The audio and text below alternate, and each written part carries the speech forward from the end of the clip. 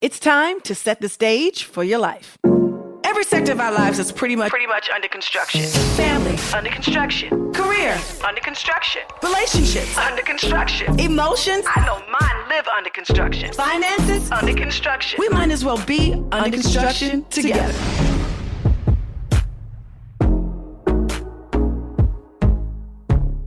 Welcome back to Under Construction with your girl, Tamar Braxton. Happy February, y'all. I must say I'm excited to see what this month has in store for us. Starting with the Super Bowl game on Sunday. Listen, anybody headed to Tampa? I recently read that it's the first time in NFL history that the host city's team is actually playing. I've always wondered about that. So shout out to the Tampa Bay Buccaneers and the Kansas City Chiefs. Now, what I really want to know is what y'all think about this year's halftime show headliner. Yes, I don't know if y'all heard, but it's The Weeknd. Do y'all think he's going to give us the wow factor we've come to expect from the Super Bowl halftime shows? Last year, Jennifer Lopez and Shakira tore the stage up. I mean, the stage was literally on fire, okay? I like The Weeknd and I love his songs, but I don't know if he can shake it like a tail feather like Jennifer and Shakira. But anyway, I can't wait to see what The Weeknd pulls together and this whole prosthetic makeup thing he's been rocking and whatever it has to do with this weekend's performance. I'm here for it. Can't wait to see it. Good luck, The Weeknd.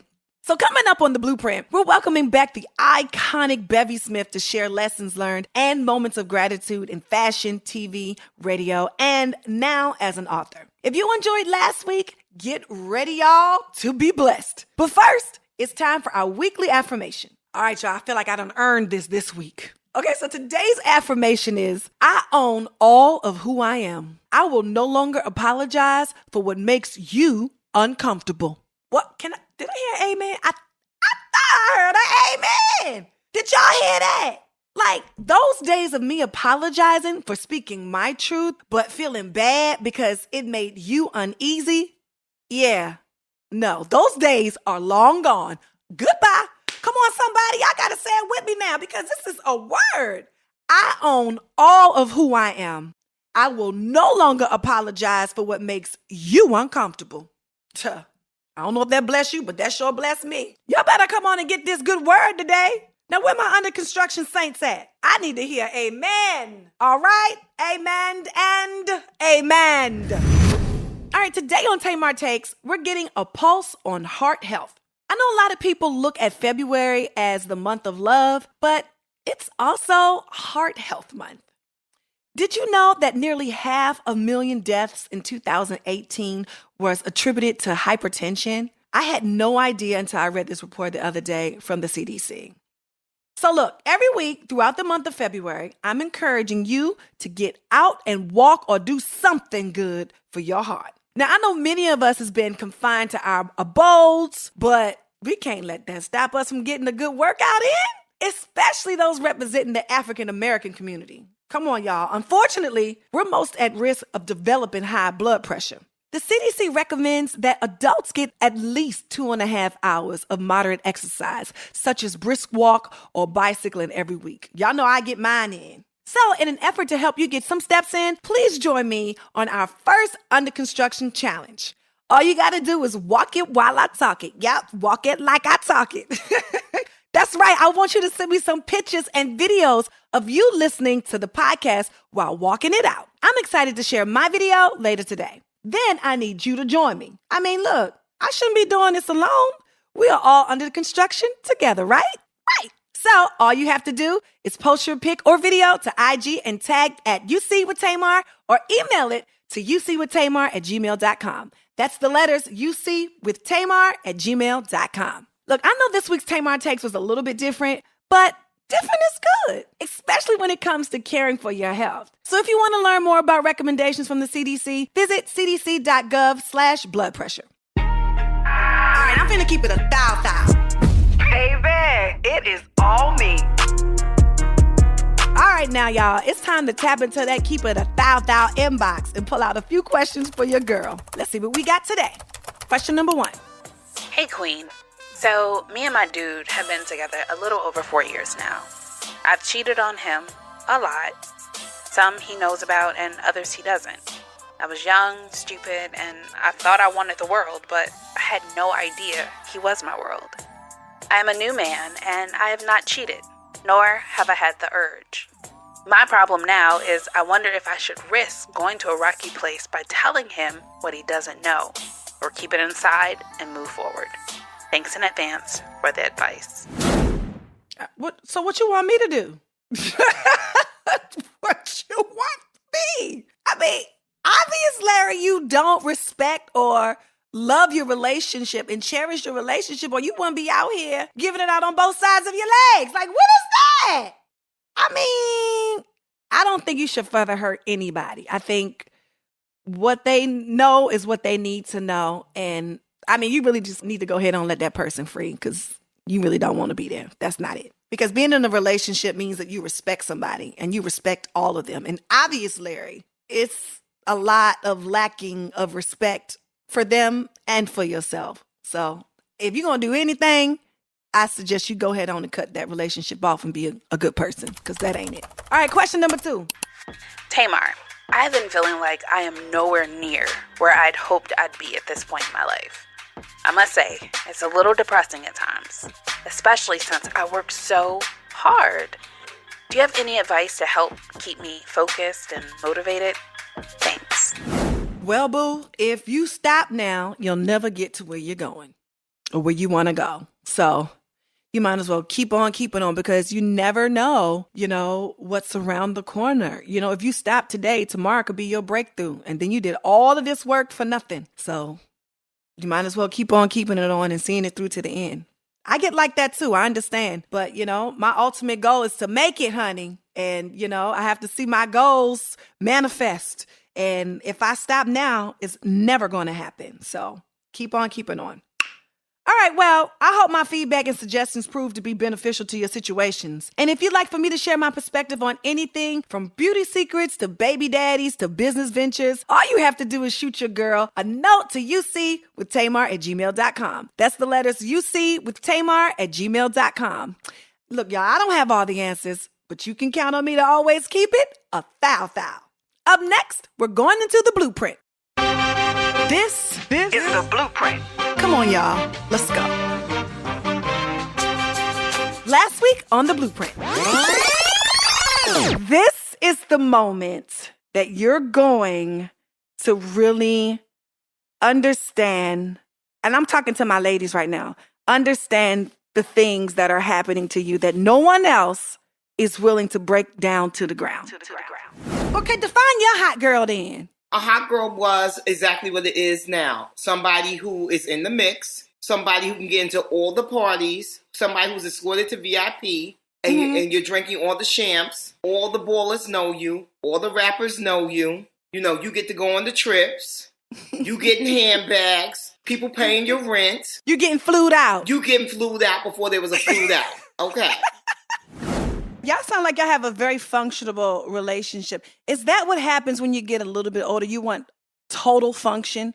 Because I like a little bit of dysfunction for excitement. For what? No. Why? No. I like a little bit of roughness. Praise God. Hallelujah. I like a little bit. Roughness in what way? Why?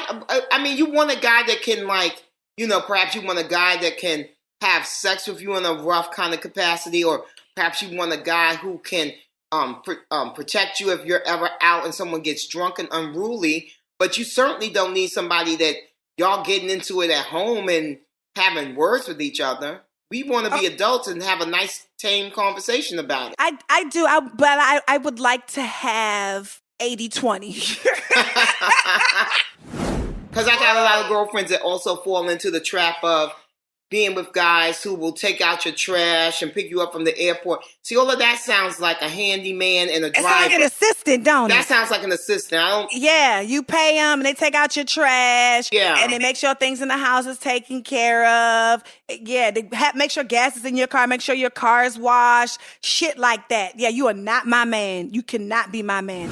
Now, Bestie Bev gave me so much life last week that we had to bring her back to close out our conversation. Yes, it was so good. Now, today we're diving into her career and how she didn't allow fear to keep her from living the life she knew she deserved. How about that? Well, look, y'all, I'm excited to speak to her about her story. But it's also beautifully compiled in her new book, Bevelations, Lessons from a Mother, Auntie, and Bestie. I refuse to have an interview with the iconic Bevy without talking about your career. That's what we're doing?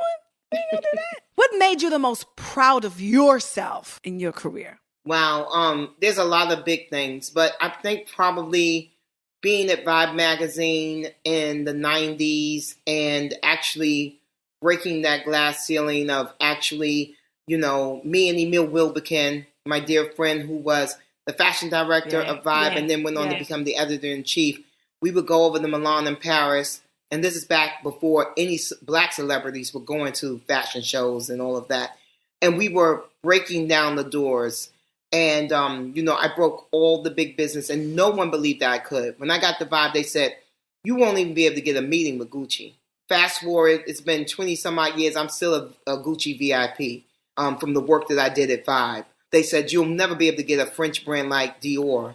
I broke Dior. I broke Prada, Armani, all the big brands.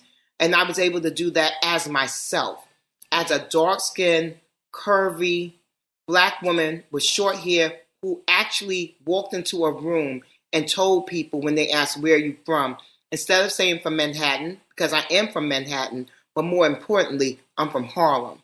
And I walked into that room with my Black identity and with my pride in my community. And I let them understand why they needed to be a part of the magic that Vibe was creating in the space.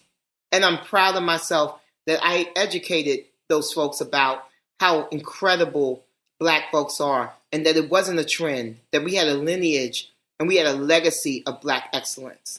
So when I brought them Langston Hughes books or books about Jacob Lawrence, The Great Migration, or talk to them about James Van Der Zee, that was something that I was doing because I wanted them to not have any confusion because they were very impressed by Lil' Kim and Puffy. And understandably so. But what you're not going to do is act like before them, we were just, wearing mud cloth and, walking around with no shoes on. No. See, that's what makes you so doggone iconic. I mean, we could talk about your accolades all day long because there's lists and lists. It's a whole, come on, so it's a book of those. But for me, and the beauty of it all is that you took something like fashion and open the door to educate people about our people. Thank you. Listen, only a brilliant person could think that way, because people are going inside talking about, they want to talk about the rappers. Yeah, we want to talk about the newest fashion. We want to talk about how we can make this both lucrative for everybody around. But before all of that, you're going to get this history lesson on my people. Yes. How about that? Yes. Because, and let me tell you something else, Tamar, in life, you always have to walk into rooms and you can never assume that people will understand your legacy, your cultural legacy. You must always go into those rooms and you must let those people know that you've been singing since you were 4 years old and that you had your first lead in the church at 6. So this is not a mistake or a fluke. You have to let people know your legacy. And I'm saying this to everybody that's listening to this podcast. We all have a legacy. We all have accomplishments. When we go into those rooms, especially in these corporate environments, we cannot let them think that we're just here by accident or it's a fluke or we got lucky. No, sir, no, ma'am. My parents laid this out for me. And then I stepped into my rightful place because they made it so beautiful for me. And then I was able to take it up a notch and then take it up a notch again. And and so on and so forth. And that's why I love that we call this segment the blueprint. You set the stage for your life and your obstacles and your successes. There's something that you said earlier when you said Lil Bev shows up sometimes. What happened when Lil Bev showed up in Milan? Well, when Lil Brown Bevy showed up in Milan, that's when I believe that I really solidified my relationships. Because, everything, all success in life is based around relationships. Yes. Which is why we should always try never to burn these bridges and things like that, right? But when Little Brown Bevy showed up in Milan, I let people see who I really was. And I stopped the Big Bev show. I stopped the Fashionista Bevy show, and I stopped down and I let people see who I truly was. And Little Brown Bevy charmed them. Because Little Brown Bevy is the reason why I was able to go over there with all of that knowledge about Black people. Because Big Bev from Uptown didn't have no time to sit down and read a book. You know what I mean? It was Little Brown Bevy that was the studious one who was playing hooky and going to libraries. I literally used to play hooky in high school and go to the library. And that's the reason why I have, kind of a very vast knowledge about a lot of different things. And so when Little Brown Bevy showed up, people were like, oh, it's a little different than what they supposed it would be. And that was something that gave me the courage to let her show up more. And I will challenge you to do that, Tamar. Well, I've been to charm school 3 times. The first 2 times I failed miserably. Yes. But the last time it stuck. Just like when I got saved. The 3rd time it stuck. Yes.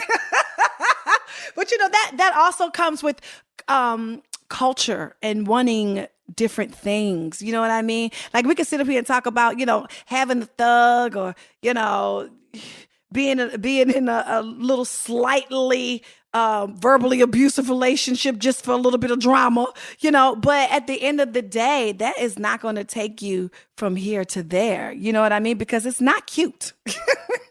It really isn't. And you have to figure out what it is that you really want in your life. And you have to figure out, again, like I said, who are you at your core and how you want to be perceived. Yeah. So you talked about in your book what it was like when you were no longer at the magazine and you didn't have your high-paying job anymore.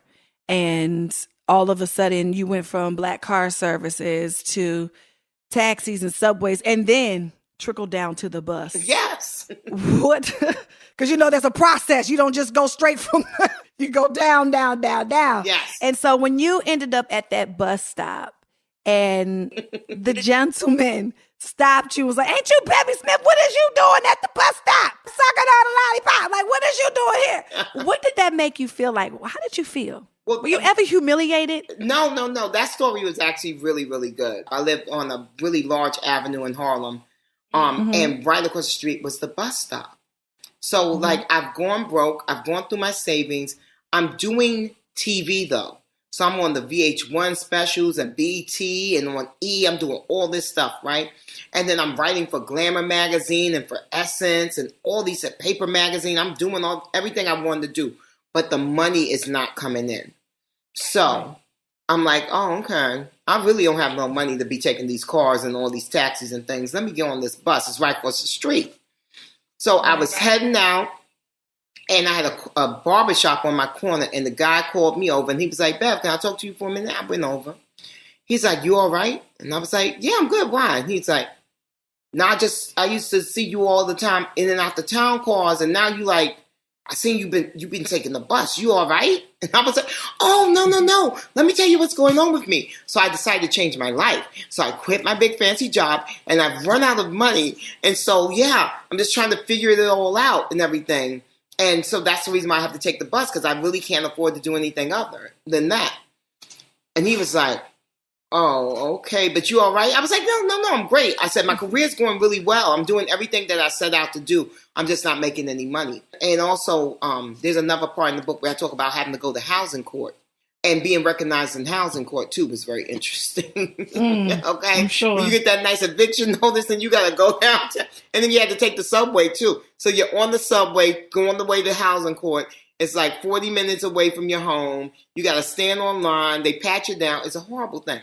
But I got recognized there as well. And one of the things the reason why I looked at it in a positive way is because I was like, well, look at that. I'm not even on a TV show regularly or anything, but yet people recognize me from the commentary work that I do on E and on BT and on VH1. That means I'm really doing a good job, and that means eventually I will get a TV show. So I took it as a sense of encouragement versus a negative thing. That's the way I looked at it. But also you have to remember something. I had no ego about it, because one of the things that I don't want to get in any trouble, but I want to say this. So many people are perpetrating a fraud. So many people are living above their means. Period. So many people are driving amazing cars and wearing amazing clothes and living in subpar housing. You know what I mean?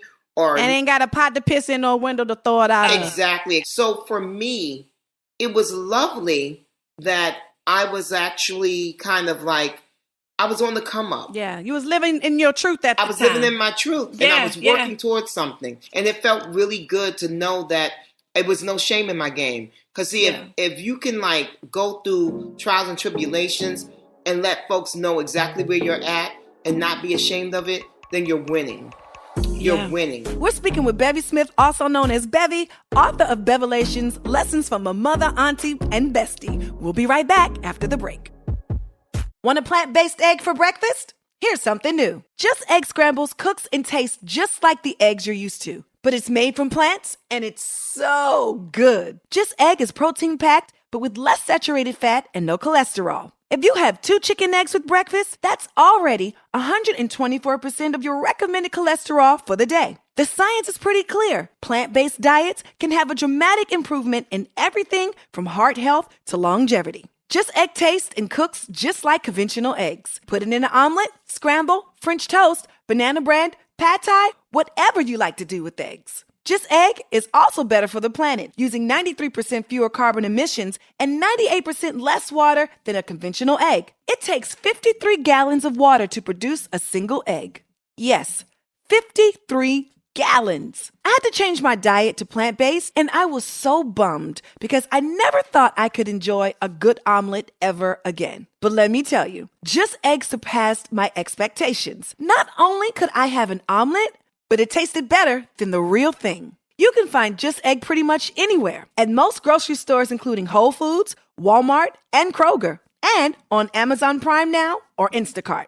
Just Egg, a better egg for you and your family. Thank you, Just Egg. It's a great product and from a company with a great mission. Shayna Firm and Tracy T, moms and creators of the popular comedy experience, The Pump and Dump Show, dive headfirst into what it's like being a woman who also happens to be a mom in their new podcast in collaboration with Warner Brothers and Wondery, Band of Mothers. With no topic off limits, the Band of Mothers podcast explores women's lifestyle subjects with honest, hilarious, and entertaining conversations through the lens of being a mom in today's world. Band of Mothers will feature special guests, irreverent humor, controversial conversations, and interactive games. So basically, a day in the life of being a mom. This is a podcast for every mom because every mom should have a band of mothers. Do you know how many times I felt lost as a single mother? I can't wait to tune into Band of Mothers because when you're under construction, you need to know that someone is in your corner. And who better than moms who get what you're going through each and every day? Band of Mothers is available now on Apple Podcasts, Spotify, Amazon Music, or wherever you get your podcasts. Start your free trial of Wondery Plus and the Wondery app to listen ad-free. With Band of Mothers, feel the laughter. Wondery, feel the story. I'm Kevin Hart, and you don't want to miss my new show, Inside Jokes, where I have the opportunity to talk to comedians in ways that I've never been able to talk to them before. Why? Well, because I believe that we're the most interesting people on the planet. Intimate conversations, and not the way that you think it. I'm not talking about nasty talk. I'm talking about real talk, raw talk with great dialogue. Inside Jokes is about jumping into the minds of our amazing comedians. Inside Jokes is available now on Stitcher. Just tap the image on your screen and add it to your favorites. We're back into the blueprint to continue our conversation with Bevy Smith. You know, that's another place that we're parallel as well. After I left Vince, Logan and I moved into a 2-bedroom apartment. And a lot of people did not understand why I was telling people that. Yeah. Because I felt proud of it, actually. I'm like, well, I'm sorry, here, pick me, pick Tamar. I can afford this. Hello? My bills are paid every single month. Right. Okay?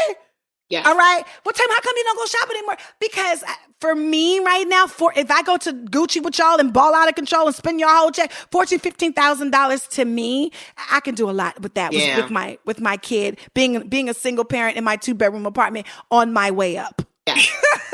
You know what I'm saying? Like, I find that my hard times made me appreciate my good times. Certainly. If I didn't allow those bad times to really penetrate in my life and take the time to really understand being down, I would not have appreciated my ups. And that's why God won't let me fall. That's what I feel like. Oh, I feel like that too. I feel like, you That's know what I what? feel like. I looked at where I was at and I never felt discouraged. Yeah. You know, it took 7 years between leaving Rolling Stone to get Fashion Queens. And then between that, though, I created Dinner with Bevy, which was my incredible business that really helped solidify my place in entertainment. Because of Dinner with Bevy, because I did dinners for everyone from Pharrell to Kerry Washington to Idris Elba, I had all these relationships with people. So when I got my job, Bevelations, when I got my radio show, Bevelations, and when I got Fashion Queens, people were happy to come on the show because they already knew me. Yeah. And all of this is building towards something. You understand? Like, I have goodwill in this entertainment business. You'll be very hard pressed to find a black celebrity that doesn't have a kind word to say about me. I have great relationships in this space.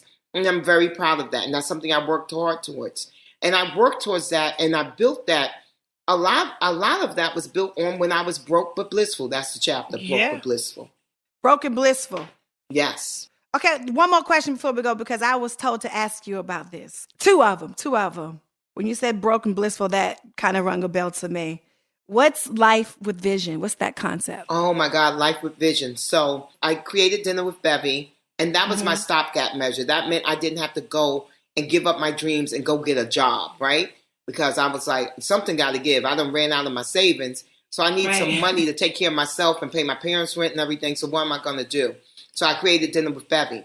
Dinner with Bevy became so successful and so many celebrities were talking about it, and it was written up in various magazines and things like that, that consumers, not celebrities, wanted to attend them.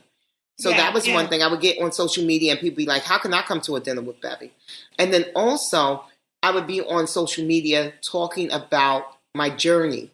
And people would be like, can I buy you a cup of coffee? Can I pick your brain? All that kind of stuff. And I was like, well, no, you can't pick my brain, because if I do that with everyone, I won't have any time to pursue my goals. Exactly. So I decided to create a business called Life with Vision. And what it is, it's a symposium that I do, 50 to 75 people.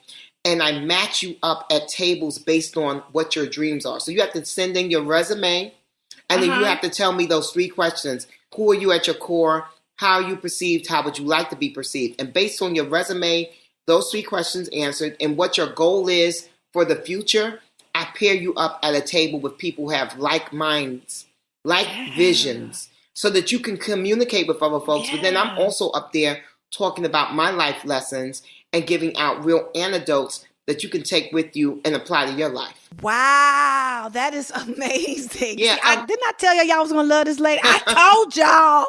All right.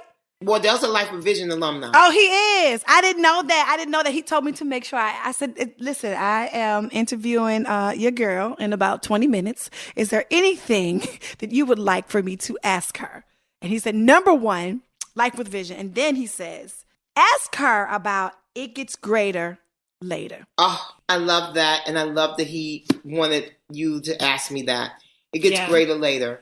You know, Tamar, as you said, you got your career really in full on like uproar at the age of 35. Yeah.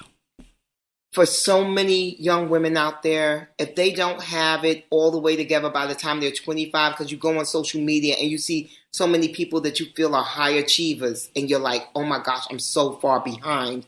What am I doing with my life? I want to say to you, it gets greater later. You know what I mean? I've had success in my life since I was 13 years old, because I count leaving those bullies behind as a success. Yes. Okay? Okay. And I count going from being a receptionist at an advertising agency to being a media director to then going on to being a fashion advertising director and then being a fashion and beauty ad director. These are all levels, right? Yeah. But at 38 is when I really jumped out the window and I really went for it. And 38 is the time when you're really engaged in your career and you're usually at the height, you're coming into the height of your earning potential. Yeah. 38 means that traditionally you've been doing something for over a decade. So you've got some expertise and people know you and they come to you and they offer you a lot of money. Because certainly at 38, and that was 15 years ago, I was making a very nice 6-figure check. Very, very nice. And it wasn't 100,000, it wasn't 200,000, okay? And it was more than 300, okay. So, and that was 15 years ago. And that was 15 years ago. And so a lot of people would have looked at that and been like, okay, well, great, you did it. No. Because now I look at what I've been able to accomplish since I left that job, since I left that life. And I'm like, oh my gosh. And this even goes back to the guy that I was going to marry. Had I married him, I would have never been a writer. I certainly wouldn't have written this book. I would have never been a world traveler. Sure, I would have been on a few trips, but now I've been to every continent in the world except for Antarctica. Wow, you better come on. Yeah, you know what I mean? And I've been to 100 plus countries. I would have never been a radio host. I would have never been a TV personality. I wouldn't have been all these things had I not dared to dream. I dared to dream. And that's because I knew it gets greater later. Because my mom was 38 years old when I was born, and she was foxy and beautiful and vibrant and all the things. So I didn't grow up in a household where age was a negative thing. So my mom was always proud to tell her age. She's 92 now. She's phenomenal. She still gets dressed up. I was just on vacation. My friend brought over some food. He was like, you know, your mother came to the door to pick up the food in a full-on beautiful dress. She had on makeup and she had on perfume. And I was like, that's my mom. Yes. And so, I'm going to let that nice New York City go by. But that's what It Gets Greater Later is about. So because so often we compare ourselves and we compare our journey to others. Don't do that. Run your own race. Run your own race. And with knowledge and wisdom comes even greater experiences.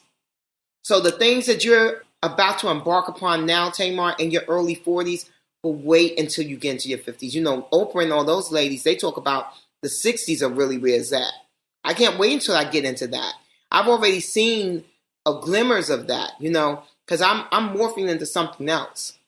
Yeah. I'm already onto another path. And this book is going to take me there. Because this book is going to show people the sum total of Bevy Smith.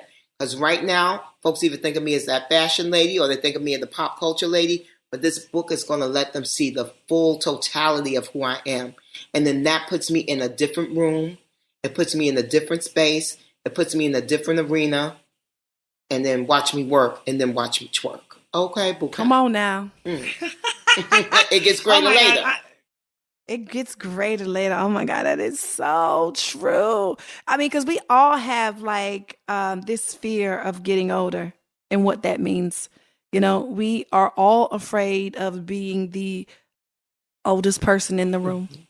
But I don't now. Like now I like it. Like I love being in a room filled with younger people because I learn from them and they learn from me. And it's really lovely and reciprocal. But also too, I'm not in competition with that. Like I had such an amazing run at my youth. Like I ripped and ran with the best of them. You know, I was friends with Tupac and with Biggie. You know what I mean? Like I did it big, way big, in the best time in which to do it, when money was flowing in the streets and in the music industry. Yeah. You know what I mean? So, you know, if I started naming all the famous people I had screwed, you know, okay, that'd be a totally different type of book. You know, and you know, it's some folks that's, you know, still real, you know, superstars, you know, so, you know.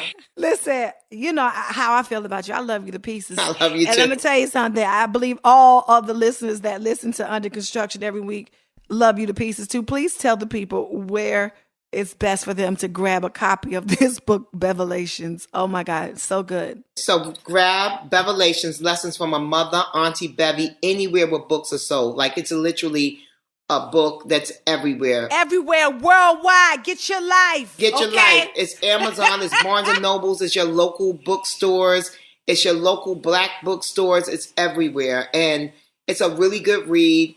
And it is filled with lessons that are practical and they're real.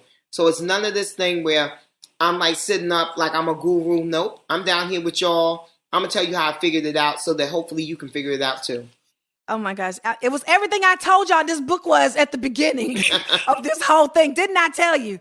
Okay, so we've come to the point in the show where we share our greatest lessons. I just wanted to know, what would you say has been your greatest takeaway from today's conversation? Oh, wow. When I look back on my life really started changing once I decided to take control of my narrative and I dared to dream. And I didn't put any limitations on my dreams. Sometimes we dream small. Sometimes we don't even tell ourselves who we really want to be because we're afraid to even tell it to ourselves. And that's a problem. So, what I would say to everyone is to speak out loud about your abundance, about who you are going to be and what you're trying to manifest. Because I'll tell you something else. Folks talk about haters and all of that. What I found in my life is that anytime I've ever tried to get anything accomplished, I've had so many people come to my aid and help me. Wow. And people will show up if you've shown up for them. As my daddy, Gus Lee Smith, always used to say, you only get out what you put in. Come on. So put in a lot. Pour into people.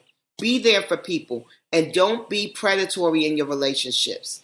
Don't be sitting up networking because that person is powerful in XYZ, but you don't even speak to the receptionist. Because guess what?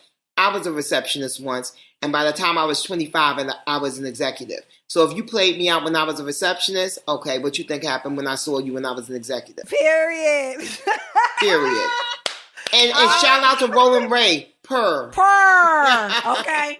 DMV's on. Yes, DMV's on. I love Roland Ray. That's my baby. Miss Lawrence brought me a Roland Ray message for my birthday.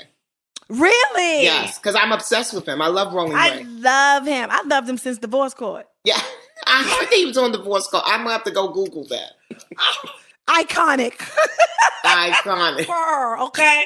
All right. That's what he first said, that Beyonce calls and checks up on him. Right. Okay. That is his friend. And everybody laughed at him. And I believed him. I don't know why I believed him. Because he was just so fabulous to me. And then we saw he got that big old Ivy Park shipment. Yes. And he bought her that big ass 82-inch TV for his birthday. See, I love Roland Ray too. Yes. We have a lot of parallels. Yes, we do. Yes, we do. And I love you, Tamar. Okay. I love you too. I love you too. And I think that my biggest takeaway is always be the red apple. Always stay learning, always stay wanting to grow and wanting to be better and better and better. Well, it gets greater later, right? I was just about to say, just like you said, it gets greater later. Suppose you put the apple down and it's green. Look how much growth you would have missed. Keep going. Embrace your older years. Embrace your time. First of all, it's precious. Okay. And second of all, if you're here because you have time. Enjoy it. It gets greater later. I mean, it just doesn't get any better than that. Everybody, Bevy Smith. Thank you. Bevelations, lessons from a mother, auntie, bestie. Get into it. Buy the book. Okay. You done came over here and shut the blueprint down. Who could come after you? Like, it's crazy. I love you so much. Oh, it's so good. It was so fun. Well, friends, that's our show for today, and I hope you enjoyed it as much as I did. And if you would like to share your under construction journey with me, all you have to do is shoot me an email to ucwithtamar@gmail.com. That's the letters ucwithtamar@gmail.com. And as always, you know I love you, and I mean it, because we're all under construction together. Bye. Under Construction is a production of Mo Sauce, a Stitcher brand. It's produced by Angel Lavitz. Our recording engineer and sound designer is Rashad Smith. Our executive producer is T Square. Music provided by Radio and Audio Everywhere Company.